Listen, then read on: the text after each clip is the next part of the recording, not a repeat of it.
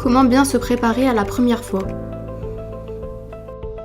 Dans cette vidéo, tu trouveras les infos sur l'aspect psychologique et relationnel des premières fois.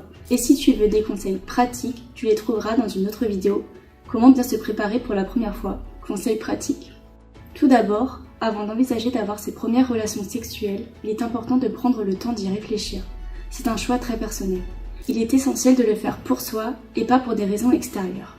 Par exemple, le faire en espérant que cela va rendre l'autre amoureux. Ça ne marche pas. Ou pour lui faire plaisir alors qu'on n'a pas envie en réalité.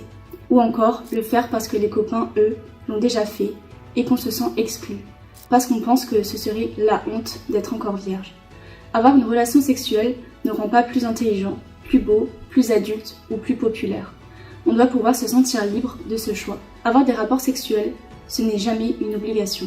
Ce n'est pas parce qu'on est en couple ou marié qu'il faut se sentir obligé de le faire, car on peut être dans une belle relation même sans cela.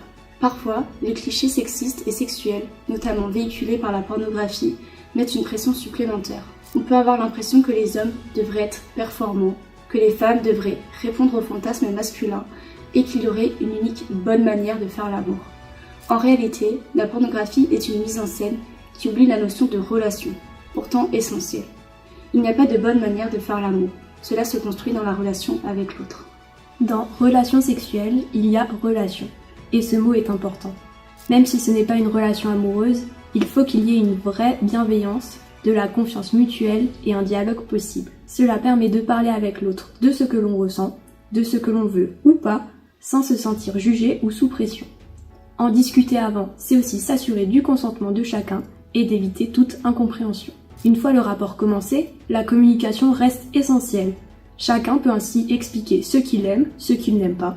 On peut demander à l'autre si tout va bien et s'adapter à ses réactions. Être à l'écoute, c'est aussi ne pas hésiter à faire des pauses ou à s'arrêter si nécessaire. La relation sexuelle, ce n'est pas faire quelque chose à quelqu'un, c'est partager quelque chose ensemble.